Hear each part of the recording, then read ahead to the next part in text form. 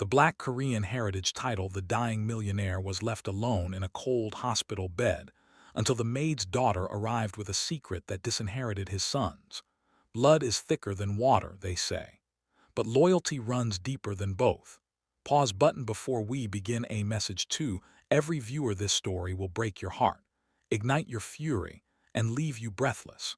If you believe loyalty should be rewarded and betrayal punished, this is your story. Take 3 seconds right now. Subscribe to the channel, like this video, share with a friend. Your support keeps stories like this alive. Now settle in. What you are about to witness will stay with you for a very long time. Story Preview 3 SCENES 2 Hook U INPREVIW Scene 1.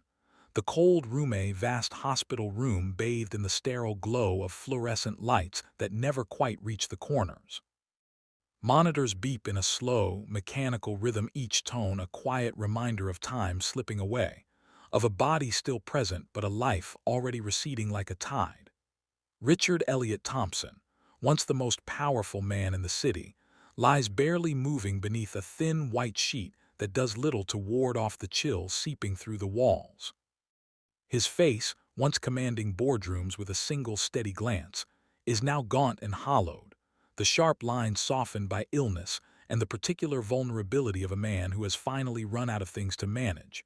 No flowers adorn the bedside table. No cards offer well wishes. No voice fills the silence.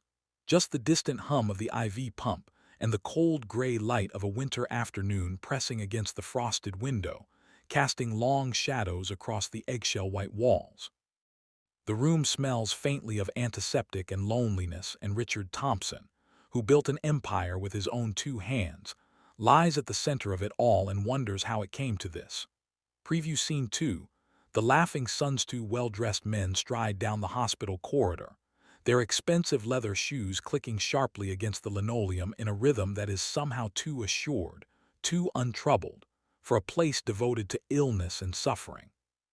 Derek and Marcus Thompson laugh too loudly for a ward of the dying, their voices bouncing off the pale walls with the careless volume of men who have never learned that some places require a lower register.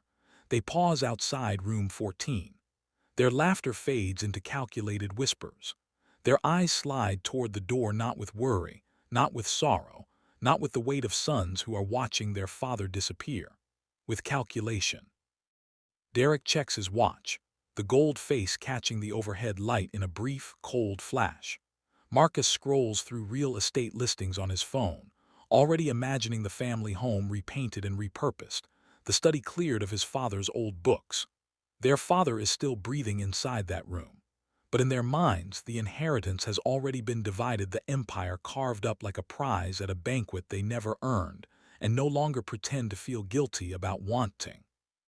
Preview Scene 3. The girl with the mop. A young girl, 15 years old, pushes a heavy cleaning cart down the same corridor. Her uniform is 2 sizes too large, the sleeves rolled up to keep her hands free. Her sneakers have been repaired with silver tape that catches the light with each quiet step, announcing her presence in the only way she permits herself to be announced.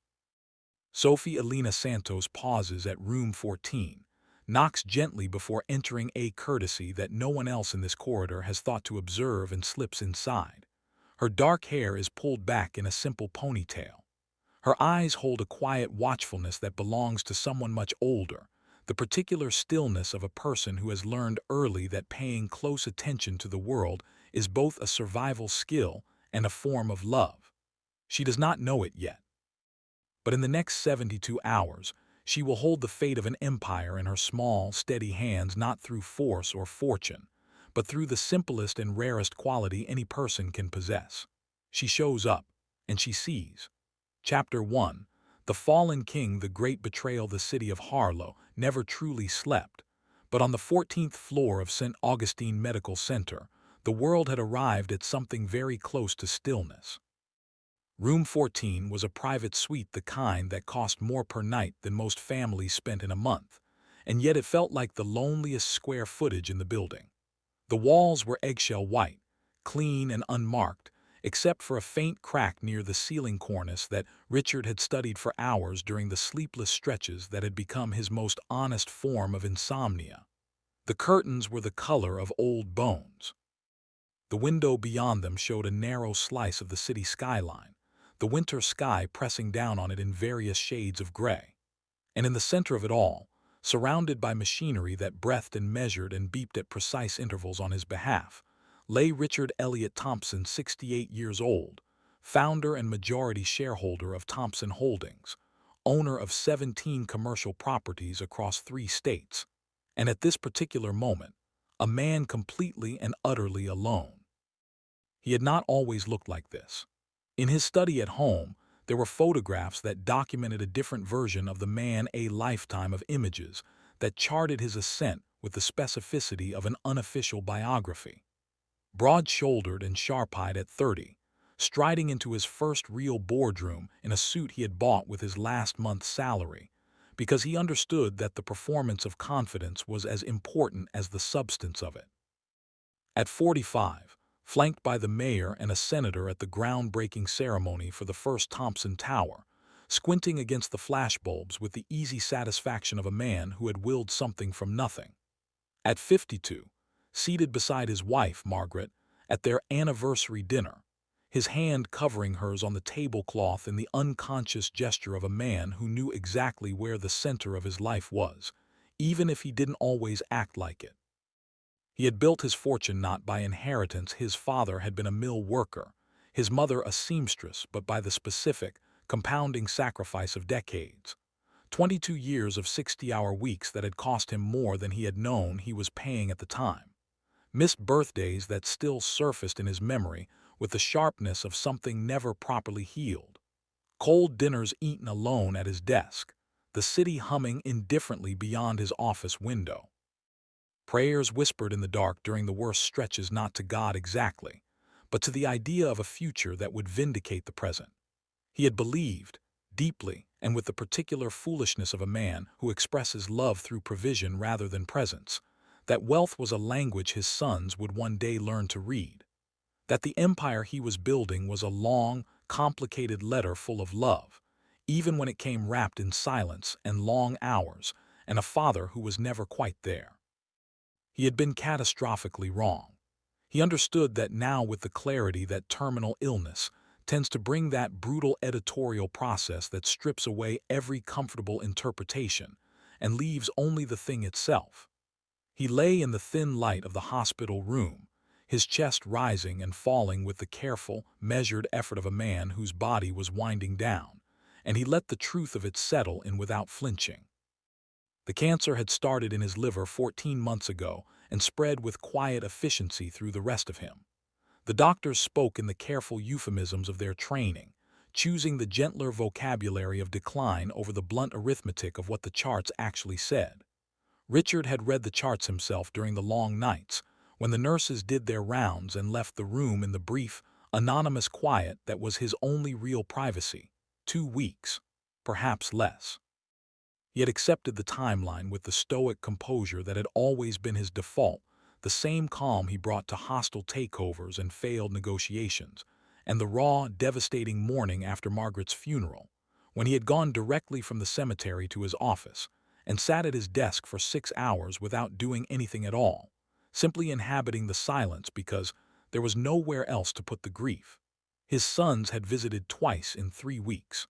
The first visit had lasted 11 minutes. The second barely 8. They had not brought flowers. They had not sat beside him or held his hand or asked, with any genuine interest, how he was managing. They had stood near the door in their tailored suits, Derek's charcoal gray, Marcus's navy-like men waiting at a bus stop who had not yet decided whether this particular route was worth their time. Their eyes moved through the room with the quick, cataloging assessment of people, involuntarily appraising assets. Derek had asked. In the second visit, whether Richard had given any thought to the transition arrangements. It was the single most revealing sentence his elder son had ever spoken in his presence. It was on a Tuesday afternoon, during one of his thin, restless half-sleeps, the kind that wasn't quite sleep and wasn't quite waking, a gray borderland where the body rested and the mind continued its relentless processing, that he heard them. The door clicked open without a knock, the same careless entry they had practiced their entire lives. Their voices carried with the easy volume of men who have never developed the reflex of checking whether they are alone. Derek's voice, low and positioned near the window, was measured and deliberate, the voice of a man making a presentation rather than having a conversation. The doctor says 2 weeks, maybe less. The liver's gone completely, it's systemic now. His cognitive function is still intact, but he's not directing anything from that bed. And he doesn't know we've already spoken to Chambers. Marcus gave a brief, satisfied laugh that cut through Richard's chest more cleanly than any diagnosis. Chambers is exceptional. The amendment, the one he signed after Mother died, the one Frost prepared, it won't hold. The witness signatures are procedurally improper. Chambers has 2 precedents. We challenge it in probate court, the original will stands and the full estate splits between us. Both towers, the warehouse portfolio, the investment accounts, everything liquid, all of it. Derek's footsteps move toward the bed. Not to the bed with the concern of sons, but near it, the way you move toward an object you are inspecting.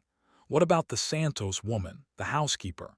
He's been paying her salary for 20 years. You think he put her in the will somewhere? Marcus's voice carried the specific dismissiveness of a man who has never once had to think carefully about other people's circumstances. Elena Santos is a cleaning woman, Derek. Whatever Frost put together for her, Chambers will handle it. We cut the monthly payment the day he's declared incompetent or the estate opens.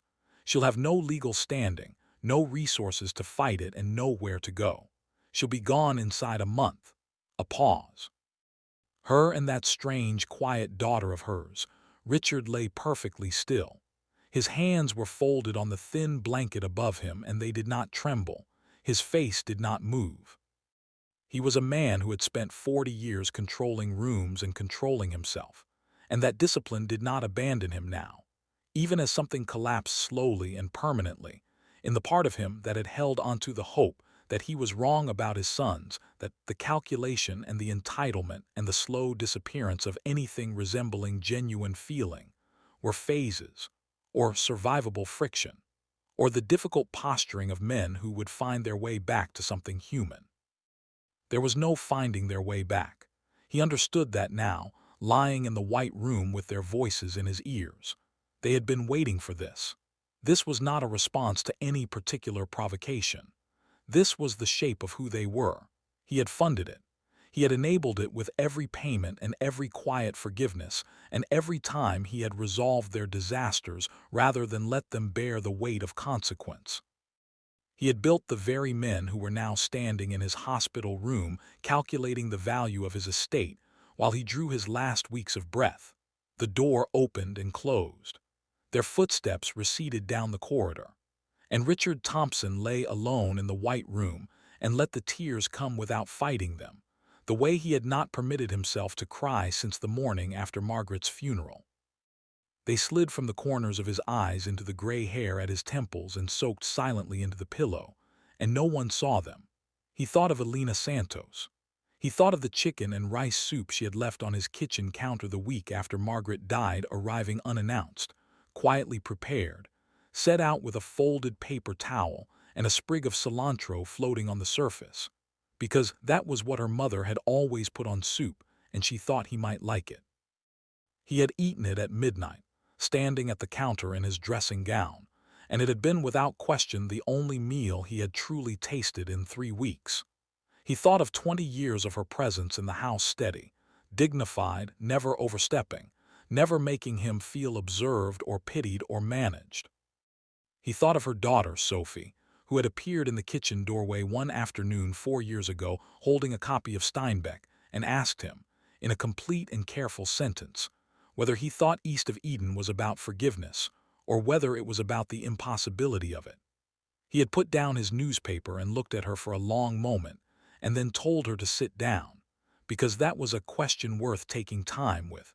He thought of the dark blue envelope in the wall safe at home.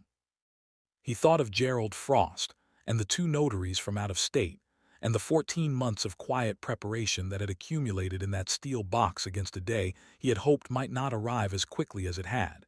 He pressed the call button. No one came. He pressed it again, longer. The corridor remained indifferent. He was a man whose fortune could restructure a small municipality, lying in a room he had paid for at a premium, unable to summon a single person across a hallway. He let his hands fall back to the blanket. He would wait. He had to believe that the right person would walk through that door before his son's plan became irreversible. Outside the window, the winter sky continued its gray, unhurried work. The machines beeped their steady count, and Richard Thompson lay quietly and waited for someone to show up. Chapter 2, The Invisible Hero, the silent witness. Sophie Elena Santos was, by most assessments, an unremarkable 15-year-old. She was not tall. She was not loud.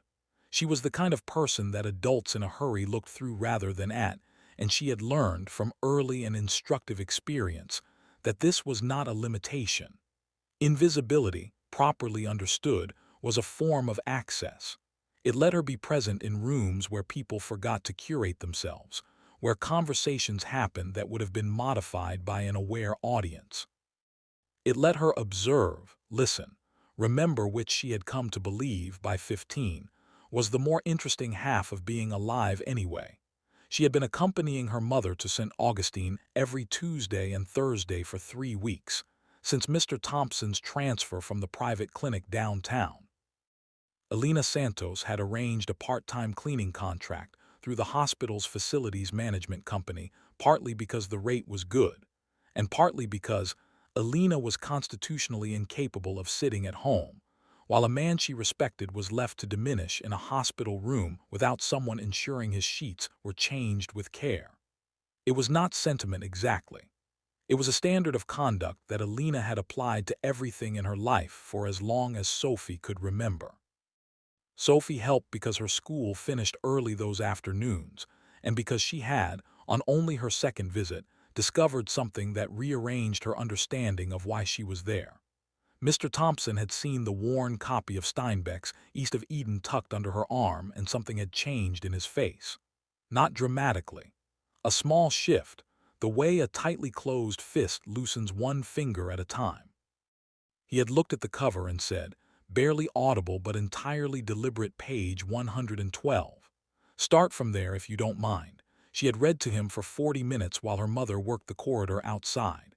His eyes had stayed open the entire time, fixed on the middle distance with the quality of attention that belongs to someone listening with their whole self, not just their ears.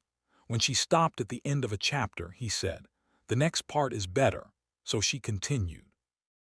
That had been the beginning of something neither of them named, but both of them understood.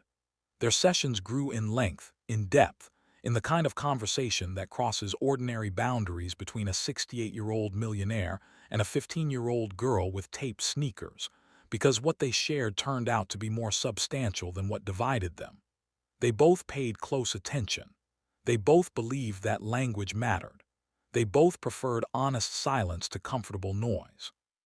Sophie learned that his favorite passage was the one about the Salinas Valley, and the way morning light moved across it like something intentional.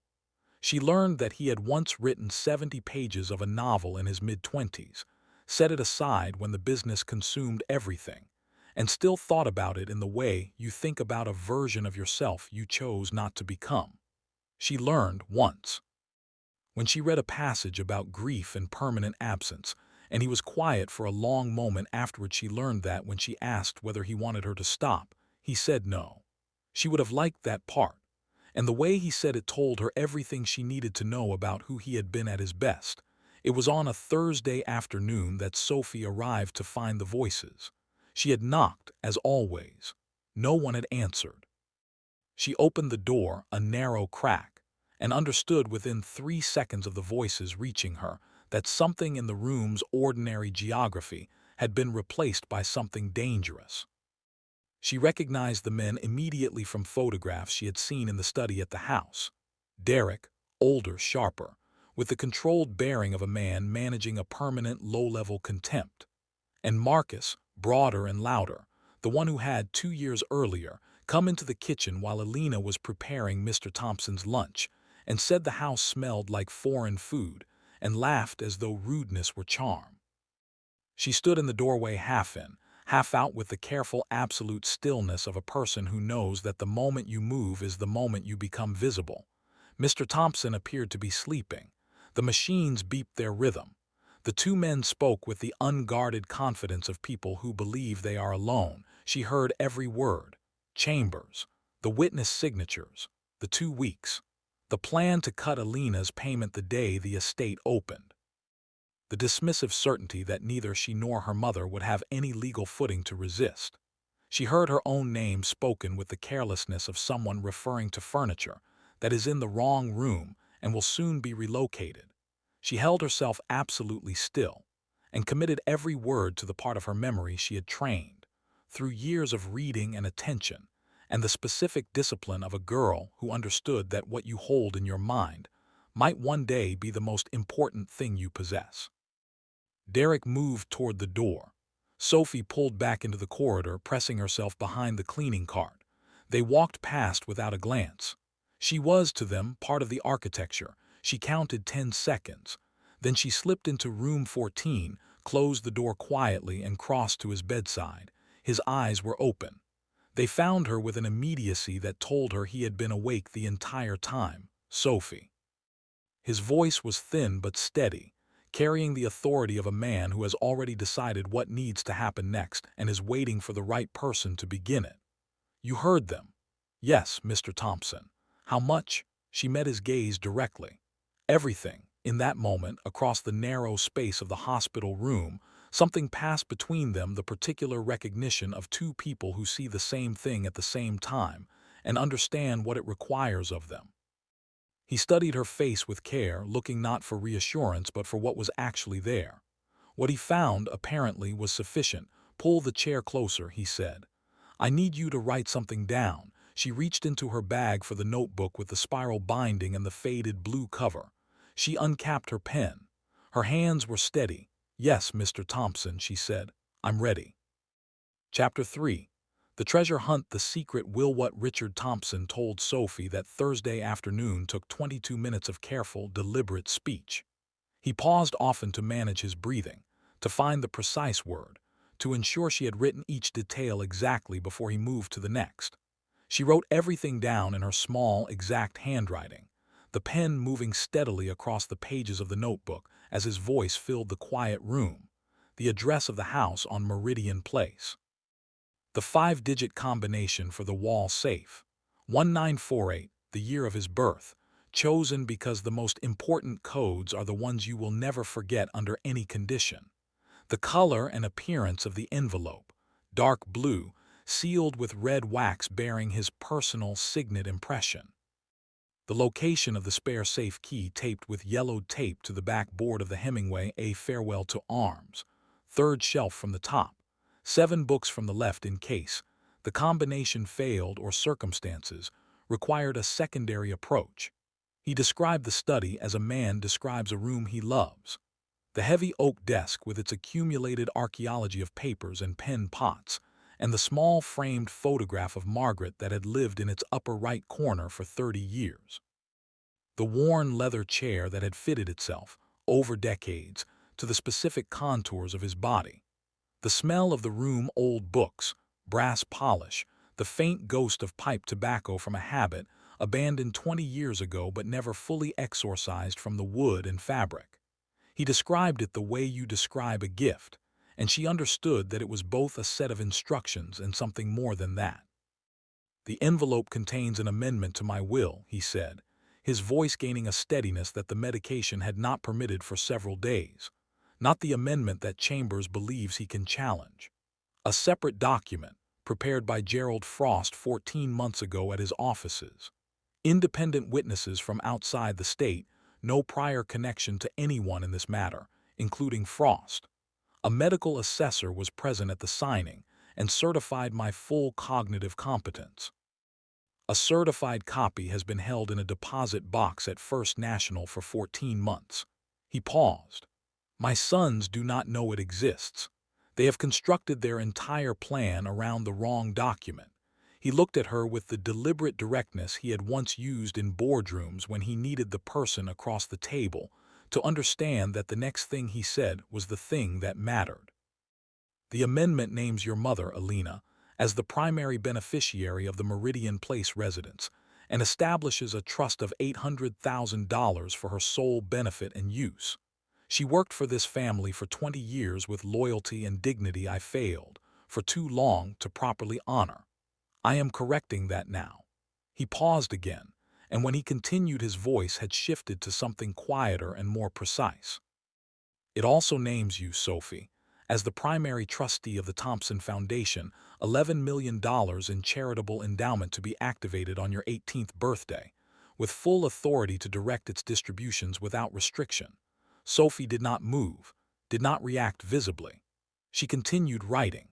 "In the personal notes accompanying the amendment, I wrote that you know what good looks like, that I have watched you and I trust your judgment with those $11 million more than I trust my own. I wrote that you see people not their usefulness, not their proximity to advantage, but people themselves. That is the rarest quality I encountered in a lifetime of looking for it." He paused for the last time. "The foundation is in the right hands. The problem was time." It was now Thursday afternoon. Richard's condition had worsened overnight, and the doctor had informed the family that it was a matter of days.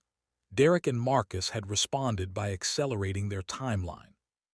A property management company had been scheduled to inventory the Meridian Place house. Sophie had overheard fragments of a phone call Derek had made to the building manager from the hospital corridor.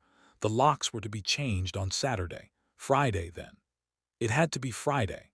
Her mother's key, the household key Elena Santos had carried for 19 years, worn smooth by time, and the daily ritual of arrival and departure was on the hook inside the apartment door. Sophie took it the next morning before school, telling her mother only that she had left a book during the last cleaning visit. Elena had looked at her with the look she reserved for moments when she suspected her daughter was carrying something much heavier than she was, indicating the look of a mother who trusts, because trust is both a gift and the only honest response to having raised someone carefully. She handed over the key without interrogation.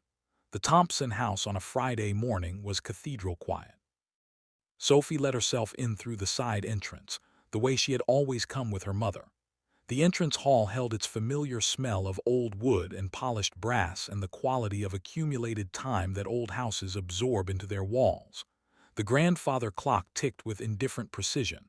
A preliminary notice from a property management company was pinned to the inside of the front door. She estimated 30 minutes, possibly less. She climbed the stairs. The study was exactly as he had described it. The shelves of first editions, the heavy desk, the worn leather chair, the portrait above the fireplace with its gentle frozen smile.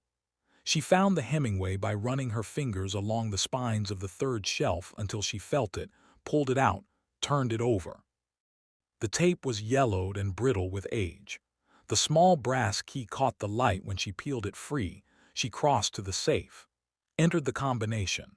The mechanism, the specific, precise sound of a well-made lock disengaging, was among the most significant sounds she had heard in 15 years of being alive. The door swung open.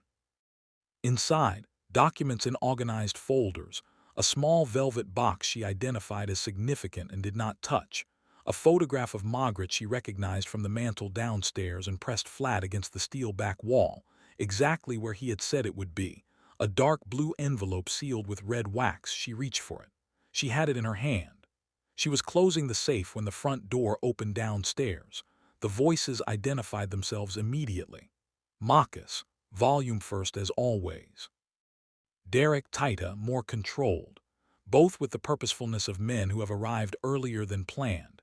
Sophie closed the safe in a single fluid movement, crossed the room in 4 silent steps, and pressed herself behind the heavy velvet curtain beside the study window. The envelope went inside her school blazer, flat against her ribs, held there by her forearm and controlled breathing. The curtain smelled of dust and old fabric. She slowed her breathing deliberately in through the nose, out measured and steady, and held herself absolutely still. They were in the room. Drawers opening, papers shifted, the scrape of the leather chair. Marcus's voice frustrated, nothing useful. Derek cautious, the wall safe, a locksmith scheduled for tomorrow. Their footsteps moved toward the door, 8 minutes. Then the front door closing, heavy and final. Sophie counted 60 additional seconds. Then she emerged from behind the curtain, walked down the stairs at a measured pace. let herself out through the side entrance, and walked 2 full blocks before she permitted herself to run. The winter air was sharp in her lungs, and the envelope was warm against her ribs, and she ran not from fear but from the full, electric certainty of someone who has just done the most important thing they have ever done and knows, without any doubt, that it was right. Chapter 4: The Calm Before the Storm. The false victory. Richard Elliot Thompson died on a Sunday morning at 6:14. The city was still dark. A nurse named Patricia noted his passing with the professional steadiness that long experience builds into a person, recorded the time, and went to make the necessary calls. He had not been in pain at the end, she would say later. He had gone the way a tide goes out, not a sharp withdrawal, but a slow, gradual recession, until the line between present and absent became a question of degree rather than kind. Elena Santos received the call at 7. She sat on the edge of her bed and held the phone in both hands and looked at nothing for a long time, the specific blankness of someone who has been preparing for news and discovers, when it arrives, that preparation was not actually possible. Sophie heard her mother's silence through the wall of their small apartment and came to sit beside her without being asked and without speaking, because some things require only presence. Elena's hand found Sophie's and closed around it once, hard, the grip of a woman anchoring herself in the first moments of a changed world. The memorial was held on a Wednesday at a chapel in the city center. Curated guest list, correct photographers, the right adjacencies of powerful people captured in careful arrangements of condolence. Elena Santos had not been informed. Sophie, checking the published notice, noted the oversight with the calm, neutral observation she applied to things that told her what she needed to know about the people involved. By Thursday, the brothers were in the house on Meridian Place. By Friday, the locks had been changed exactly as Sophie had anticipated. With the timing and efficiency of men executing a plan, they had spent considerable time refining. A white van from an interior design firm was parked outside by mid-morning. Marcus appeared in the afternoon edition of the Hollow Business Journal, described as the new steward of the Thompson legacy, photographed outside the towers with the proprietary ease of someone who believes, because no one has yet told them otherwise, that what they have taken will stay taken.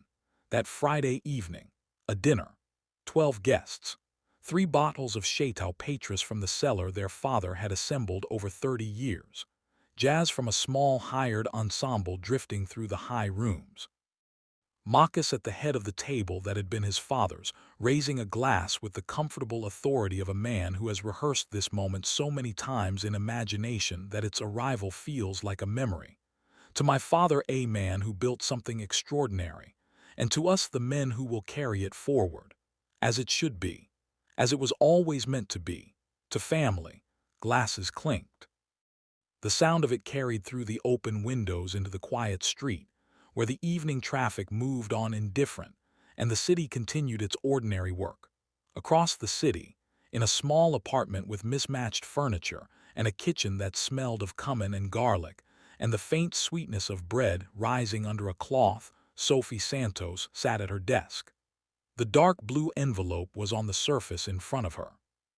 Beside it was the notebook, Gerald Frost's telephone number written inside the front cover in careful pencil. She had called twice. He had not answered. She had left 2 messages, careful, precise, specific, saying only that she had something he needed to see, entrusted to her directly by Richard Thompson, that it was time-sensitive. She had given nothing more, because more left on a voicemail was a security risk rather than a communication. She did not tell her mother about the envelope. Elena was still moving through the apartment in the careful, underwater way of grief, the specific version that follows the loss, not of a dramatic relationship, but of a consistent and respectful one, the loss of a person who had treated you as a person, whose absence leaves a gap shaped exactly like that treatment. Sophie watched her mother from the kitchen doorway and held what she knew with the patience of someone who understands that the right time for a thing is as important as the thing itself. She went asleep with the envelope under her mattress. In the morning, Gerald Frost called her back.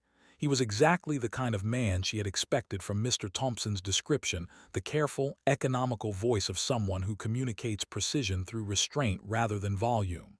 He asked her to describe the envelope without opening it. She did so from her notes. The color, the wax seal, the exact impression of the stamp. He asked where she had found it and how she had come to be in the house. She told him everything precisely in the order it had happened.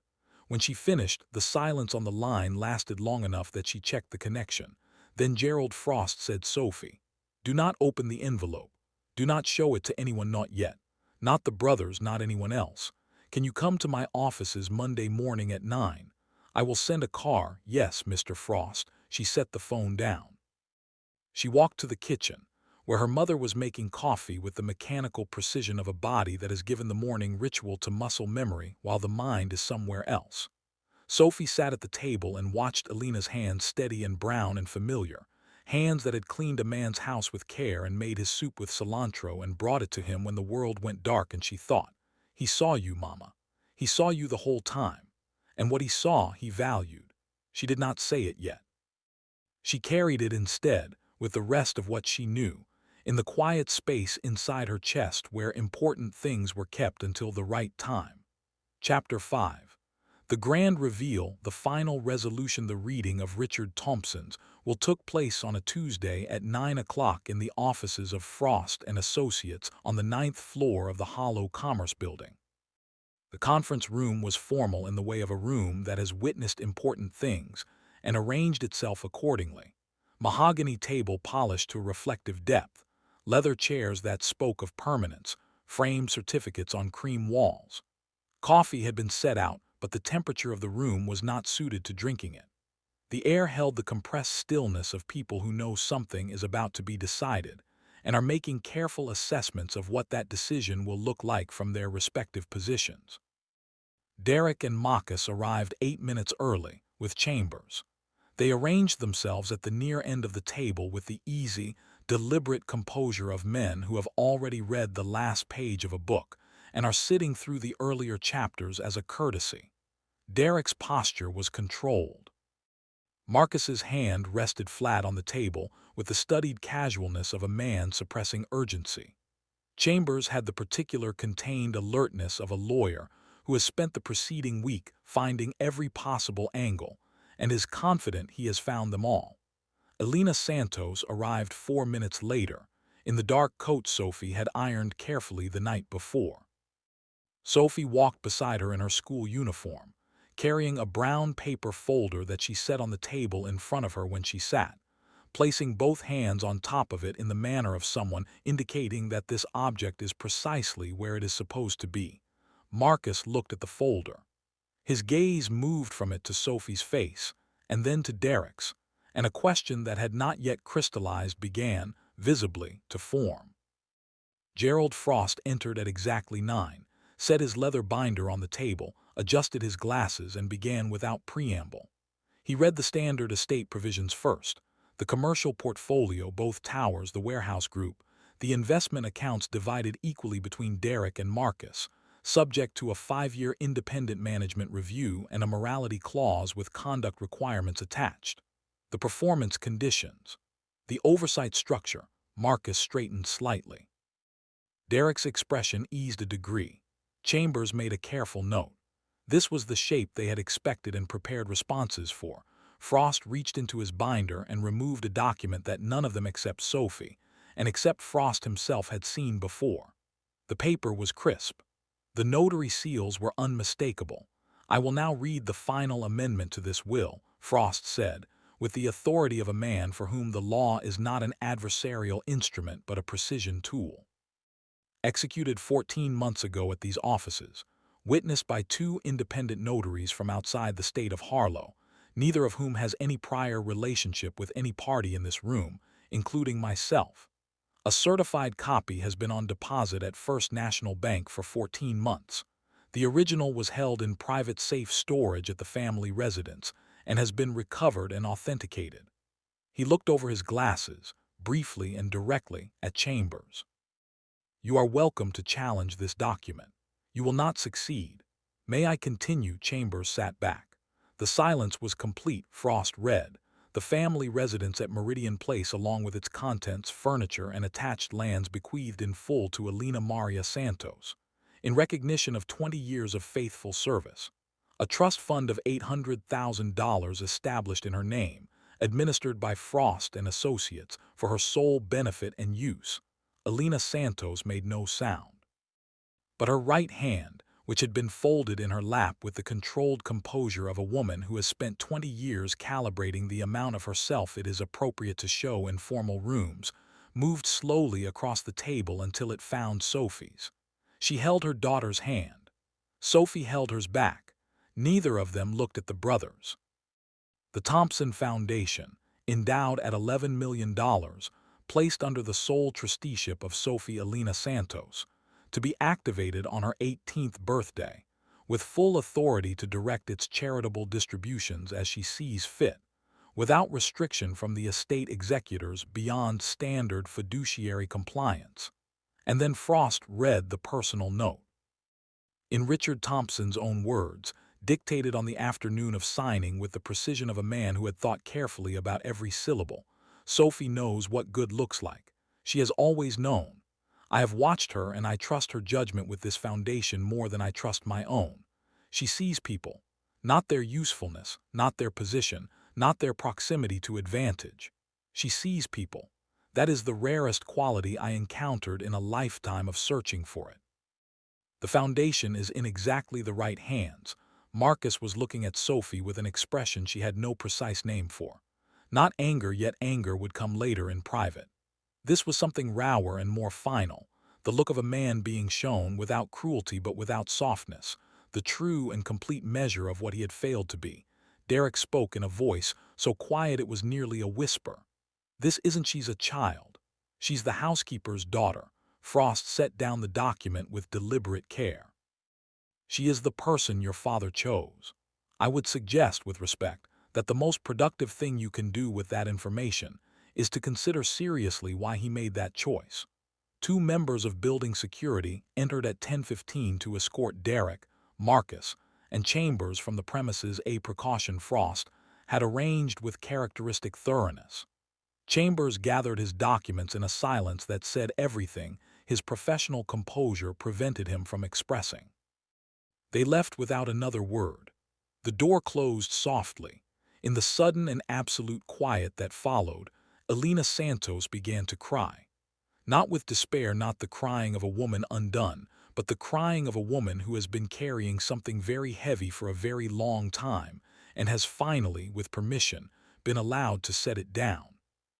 Sophie put her arm around her mother's shoulders and held her, and the two of them sat together in the mahogany and leather quiet of the conference room, while the city went on outside the windows, entirely unaware that something real had just happened on the 9th floor. Frost gathered his papers quietly. "The legal transfer of the residence will be complete within 30 days, he said. "Sophie, I would like to begin our monthly meetings as soon as you are available, not to direct the foundation's work, only to ensure you have the information and support to make good decisions when your 18th birthday arrives." He paused, and something in his professional composure shifted only slightly, only briefly. "Richard spoke of you often. He mentioned that you read to him from page 112. Sophie was quiet for a moment. "He had a favorite passage about how sometimes a person needs someone who will truly listen more than they need almost anything else." Frost nodded and looked at her for a moment with the look a careful, experienced man gives a person who has said something that confirms what he already believed. "Yes," he said. "He quoted it to me as well. He was a complicated man, but at the end he knew what mattered. He closed his binder. I think you helped him know it." The legal challenges came as Frost had predicted. Chambers filed on 2 grounds, then a third, each attempt meeting the carefully constructed architecture of a document built over 14 months with full knowledge of the precise objections it would face. Each challenge failed.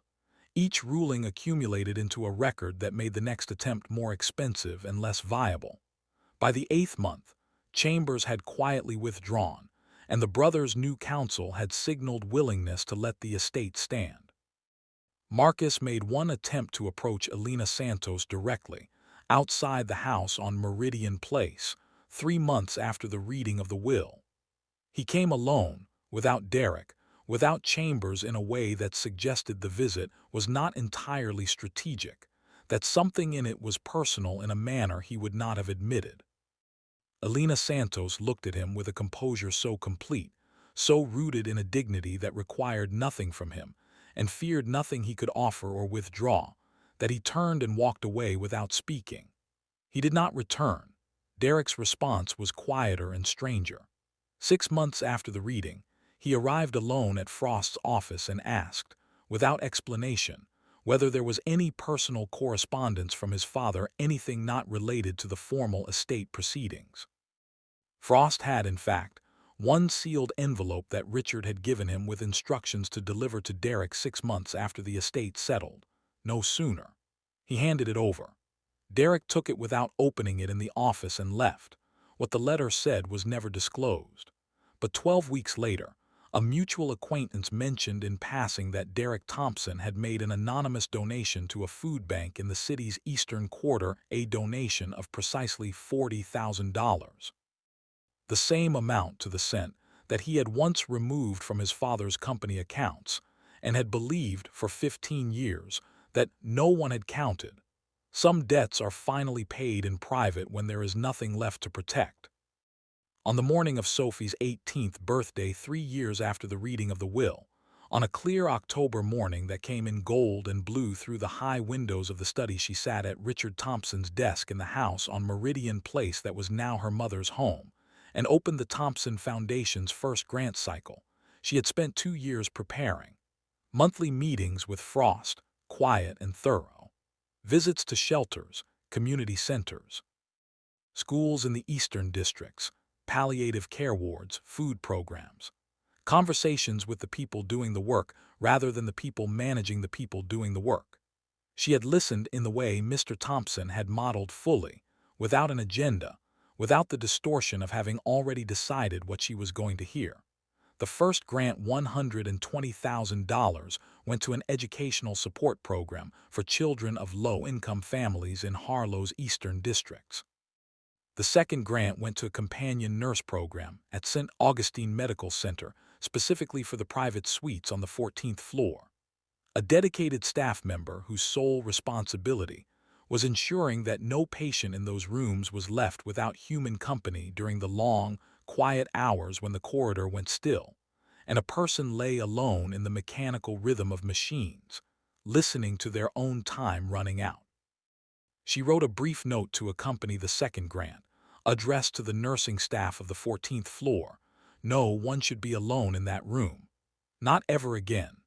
This is in memory of a man who was, and who deserved better, and in the hope that no one who comes after him will know what it felt like to be him.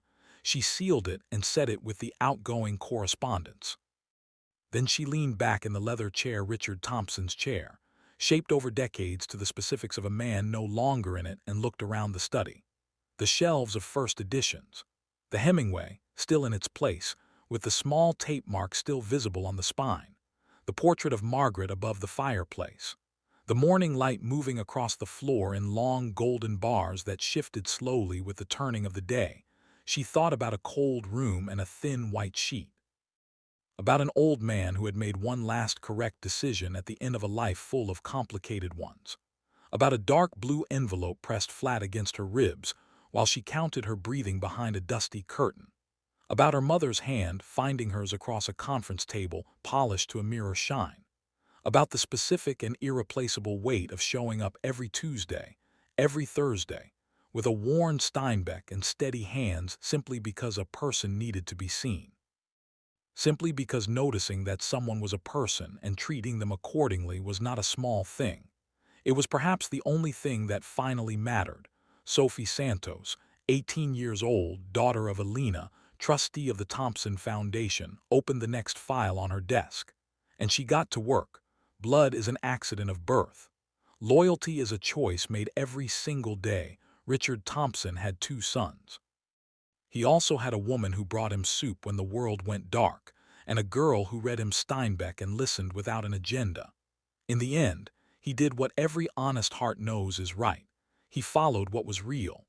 This story is for everyone who has ever shown up quietly, without recognition, without reward, simply because it was the right thing to do.